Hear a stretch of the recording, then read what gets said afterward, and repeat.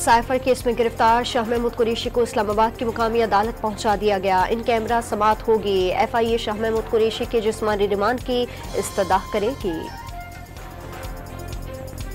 Police से मुज़ाहमत, धरना और कार्य सरकार में मुदाखलत के इल्जाम पर साबिक MNA अली वजीर और साबिक वफाकी वजीर शरी वजारी की बेटी ईमान मजारी गिरफ्तार।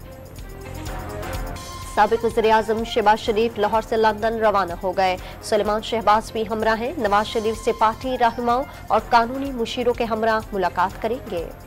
फैसलाबाद मोटरवे पर पिंडी भटिया के करीब मुसाफिर कोच और वैन में तसादुम, 20 अफराद जाँ बहक, 15 जख्मी।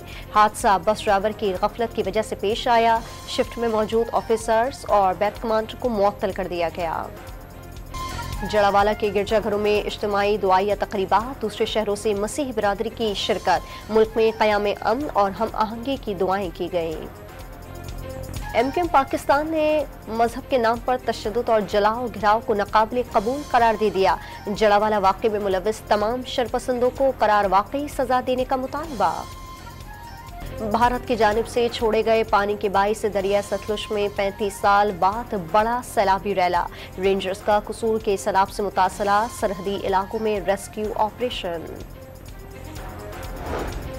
पाकिस्तान में मंकी पॉक्स के मस्बत केस सामने आ गया। मुतासरा शख्स रावलपिंडी के हस्पताल में जेर इलाज। मंकी पॉक्स से मुतासरा शख्स की कॉन्टैक्ट ट्रेसिंग जारी, खानदान के अफराद की भी मॉनिटरिंग।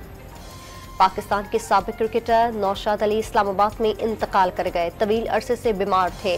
पाकिस्तानी टीम के मैनेजर और मैच रेफरी के फराइज भी अंजाम दिए। और मानसून हवाओं का सिलसिला आज से जुनूब मशरिकी सिंध में दाखिल होगा। कराची में आइंदा 3 रोज के दौरान सुबह के वक्त हल्की बारिश और बूंदाबांदी का इम्कान।